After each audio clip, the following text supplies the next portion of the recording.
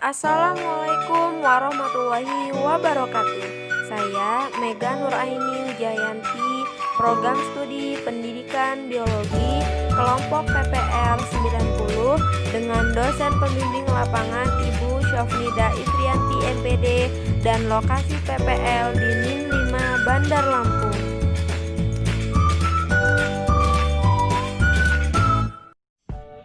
Assalamualaikum warahmatullahi wabarakatuh. Halo anak-anak kelas 5, apa kabar? Semoga selalu sehat ya. Tetap semangat belajar walaupun belajarnya di rumah saja. Baik, minggu lalu kita telah belajar mengenai sistem pencernaan pada manusia. Hari ini kita akan membahas mengenai sistem peredaran darah pada hewan. Sistem peredaran darah adalah sebuah sistem di dalam tubuh kita yang berperan untuk mengalirkan oksigen dan juga nutrisi ke seluruh tubuh. Sistem peredaran darah pada hewan umumnya sama dengan sistem peredaran manusia, yakni melibatkan jantung dan juga pembuluh darah. Hari ini kita akan membahas mengenai sistem peredaran darah pada burung, ular, ikan, dan juga katak. Pada sistem peredaran darah pada burung memiliki dua jenis sistem peredaran darah, yakni peredaran darah besar dan peredaran darah kecil. Pada peredaran darah kecil burung, darah yang sedikit oksigen dan kaya akan karbon dioksida yang ada di dalam bilik kanan jantung akan dipompa jantung untuk menuju ke paru-paru. Nah, di dalam paru-paru, darah yang kaya akan karbon dioksida itu dilepaskan dan kemudian oksigennya akan diikat.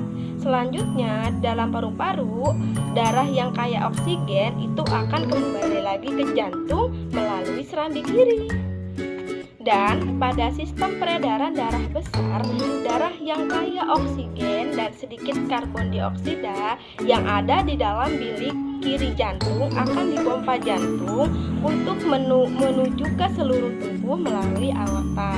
Kemudian di sel-sel tubuh, karbon dioksida akan diikat dan kemudian oksigen akan dilepaskan.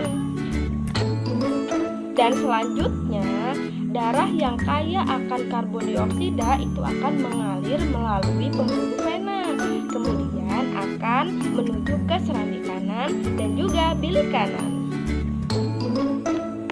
Pada sistem peredaran darah reptil, contohnya adalah ular. Jadi, ular ini memiliki 4 ruang pada jantungnya, yaitu serambi kanan, bilik kanan, serambi kiri, dan juga bilik kiri. Nah, jadi ular ini memiliki 2 aorta, yaitu ada aorta kanan dan juga aorta kiri. Pada sistem peredaran darah pada reptil atau contohnya adalah ular ya.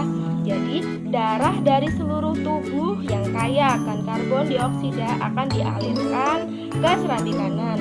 Nah, kemudian dari serambi kanan itu akan mengalir ke bilik kanan, kemudian akan dipompa jantung untuk menuju ke paru-paru. Kemudian di dalam paru-paru, darah yang mengandung karbon dioksida itu akan dilepaskan, kemudian akan mengikat oksigen. Nah, kemudian darah dari paru-paru itu akan dialirkan ke serambi kiri jantung, kemudian menuju ke bilik kiri jantung.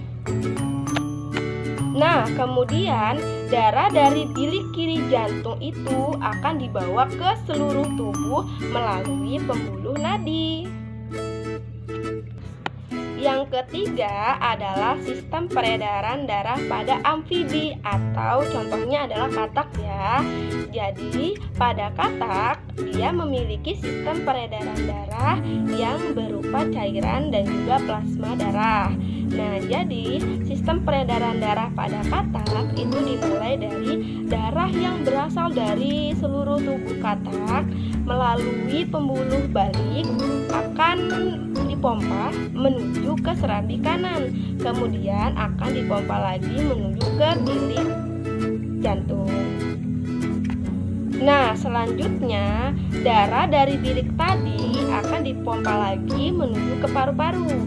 Nah, di dalam paru-paru darah akan melepaskan karbon dioksida dan akan mengikat oksigen.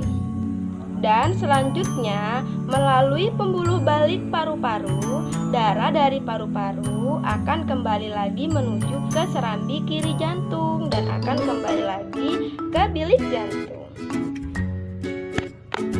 Dan kemudian darah dari bilik jantung itu akan dialirkan ke seluruh tubuh katak.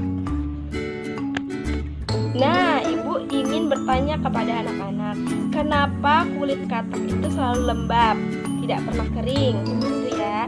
Jadi pada katak, selain dia memiliki sistem peredaran darah, dia juga memiliki sistem peredaran darah limfa. Jadi di dalam kulitnya si katak itu terdapat cairan-cairan limfa yang memiliki daya absorpsi atau penyerapan air yang sangat tinggi. Itulah kenapa katak kulitnya itu selalu lembab. Oke, baik, kita lanjut ya. Kita lanjut yang keempat, yaitu sistem peredaran darah pada pisces atau ikan.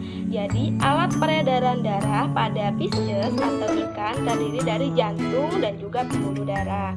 Nah, jantung ikan itu memiliki dua bagian saja, yaitu mempunyai satu serambi dan juga satu bilik. Nah, pembuluh darah pada ikan itu terdiri dari 3 pembuluh, yaitu ada pembuluh balik, pembuluh nadi, dan juga pembuluh kapiler. Pada peredaran darah ikan, darah yang berasal dari serambi jantung akan dipompa ke bilik jantung. Nah, selanjutnya itu adalah akan dipompa ke insang melalui pembuluh nadi insang. Nah, di dalam insang itu darah akan mengikat oksigen dan akan mengeluarkan karbon dioksida.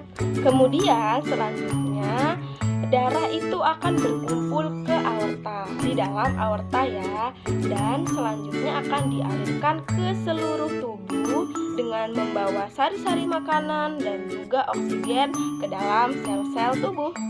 Selanjutnya adalah karbon dioksida dan juga zat-zat yang lainnya itu akan diangkut oleh darah melalui pembuluh balik akan menuju ke serambi jantung ikan. Baik, demikian materi dan pembahasan mengenai sistem peredaran darah pada hewan yang meliputi ikan, burung, ular, dan juga katak. Tetap semangat belajar dan jaga kesehatan ya. Ibu akhiri, wassalamualaikum warahmatullahi wabarakatuh.